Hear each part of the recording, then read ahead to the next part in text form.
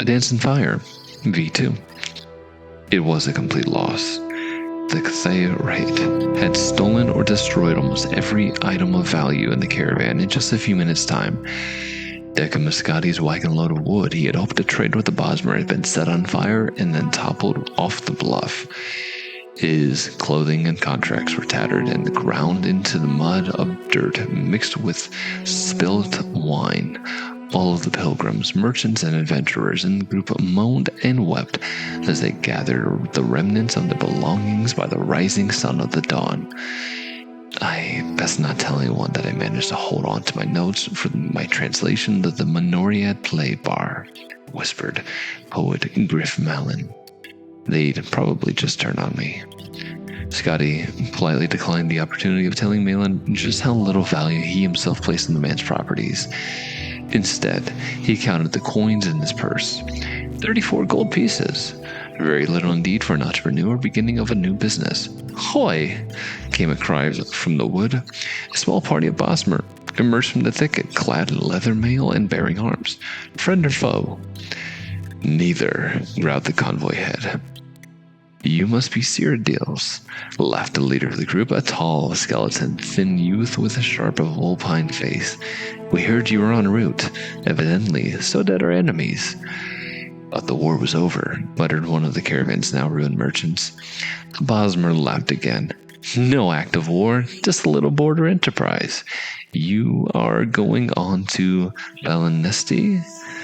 I'm not. The convoy head shook his head. As far as I'm concerned, my duty is done. No more horses, no more caravan. Just a fat profit lost to me. The men and women crowded around the men, protesting, threatening, begging, but he refused to step foot in Valenwood. If these were new times of peace, he'd said, he'd rather come back from the next war. Scotty tried a different route and approached the Bosmer. He spoke with an authoritative but friendly voice, the kind he'd use in negotiations with peevish carpenters. I don't suppose you'd consider escorting me to Valinesti? I'm a representative for an important imperial agency, the Atreus Building Commission, here to help repair and alleviate some of the problems the war with the Khajiit brought to your province. Patriotism, 20 gold pieces. And you must carry your own gear if you have any left, replied the Bosmer. Scotty reflected that negotiations with peevish carpenters rarely went his way either. 6 eager people had enough gold on them for the payment. Among those without funds was the poet, who appealed to Scotty for assistance. Sorry, Griff. I only have 14 gold left over. Not even enough for a decent room when I was in Valinesti. I really would help you if I could, said Scotty, persuading himself that it was true. The band of 6 and their Bosmer escorts began the descent down a rocky path along the bluff. Within an hour's time, they were deep in the jungles of Valenwood. A never-ending canopy of hues of browns and greens obscured the sky. A millennia's worth of fallen leaves formed a deep, wormy sea of putrefaction beneath their feet. Several miles were crossed wading through the slime. For several more, they took a labyrinthian path among fallen branches and the low-hanging boughs of giant trees. All the while, hour after hour, the inexhaustible Bosmer host moved so fast, the Cyrodiils struggled to keep from being left behind. A red-faced little merchant with short legs took a bad step on a rotten branch and nearly fell. His fellow provincials had to help him up. The Bosmer paused only a moment, their eyes continually darting to the shadows in the trees above before moving on at their usual expeditious pace. What are they so nervous about? Wheezed the merchant irritably. More Cathay, right? Don't be ridiculous, laughed the Bosmer unconvincingly. Khajiit this far into Valenwood, in times of peace? They'd never dare. When the group passed high enough above the swamp that the smell was somewhat dissipated, Scotty felt a sudden pang of hunger. He was used to 4 meals a day in the Cyrodiil custom. Hours of non-stop exertion without food was not part of his regimen as a comfortable, paid clerk. He pondered, feeling somewhat delirious. How long had they been trotting through the jungle? 12 hours? 20? A week? Time was meaningless. Sunlight was only sporadic through the vegetative ceiling. Phosphorescent molds on the trees and in the muck below provided the only regular illumination. "Is it at all possible for us to rest and eat?" he hollered up to his host ahead.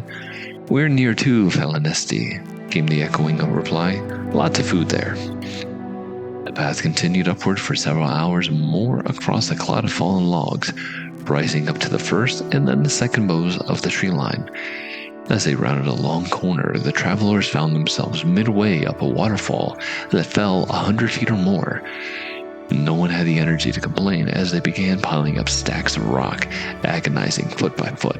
The Bosmer escorts disappeared into the mist, but Scotty kept climbing up until there was no more rock left. He wiped the sweat and river water from his eyes. Falanesti spread across the horizon before him. Sprawling across both banks of the river stood the mighty Grat Oak City, with groves and orchards of lesser trees crowding it like supplicants before their king. At a lesser scale, the tree that formed the moving city would have been extraordinary, gnarled and twisted with a gorgeous crown of gold and green, dripping with vines and shining with sap. At a mile tall and half as wide, it was the most magnificent thing Scotty had ever seen. If he had not been a starving man with the soul of a clerk, he would have sung. "There you are," said the leader of the escorts. "Not too far for a walk. You should be glad it's wintertide. In summertide, the city's on the far south end of the province." Scotty was lost as to how to proceed. The side of the vertical metropolis where people moved about like ants disoriented all of his sensibilities. "You wouldn't know of an inn called..." He paused for a moment and then pulled Juris's letter from his pocket. "Something like Mother Pasco's Tavern?" "Mother Pasco's?" The lead bossman laughed in his familiar contemptuous laugh. "You won't want to stay there. Visitors always prefer the Aestia Hall in the top and bows. It's expensive, but very nice. I'm meeting someone at Mother Pasco's Tavern.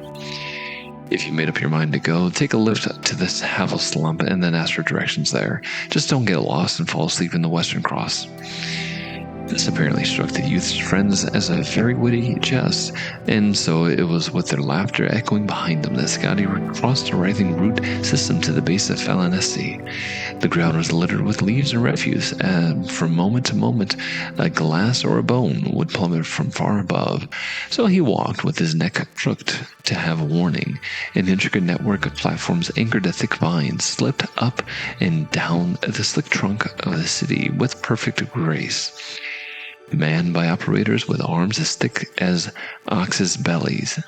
Scotty approaches the nearest fellow at one of the platforms, who was idly smoking from a glass pipe. "I was wondering if you might take me to Havel Slump." The mayor nodded, and within a few minutes' time, Scotty was 200 feet in the air at a crook between two mighty branches. Curled webs of moss stretched unevenly across the fork, forming a sharing roof for several dozen small buildings.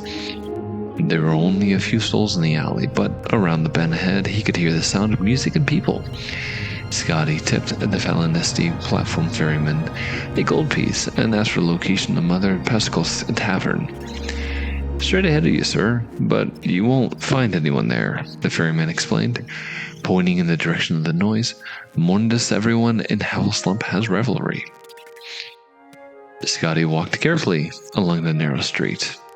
Though the ground felt as solid as the marble avenues of the Imperial City, there were slick cracks in the bark that exposed fatal drops into the river. He took a moment to sit down, to rest, and to get used from the view from the heights. It was a beautiful day for certain, but it took Scotty only a few moments of contemplation to rise up in alarm. A jolly little raft anchored downstream below him and had distinctly moved several inches while he watched it, but it hadn't moved at all. He had, together with everything around him. It was no metaphor. The city of Falanesti walked, and considering its size, it moved quickly. Scotty rose to his feet and into a cloud of smoke that drifted out from around the bend. It was the most delicious roast he had ever smelled. The clerk forgot his fear and ran.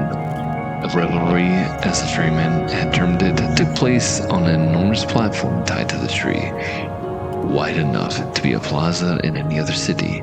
A fantastic assortment of the most amazing people Scotty had ever seen were jammed shoulder to shoulder together, many eating, many more drinking, and some dancing to a lutist and a singer perched on an offshoot above the crowd.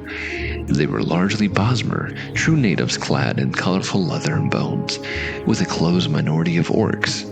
Whirling through the throng, dancing and bellowing at one another were a hideous people. A few heads bobbing over the tops of the crowd belonged not, as Scotty first assumed, to very tall people, but a family of centaurs.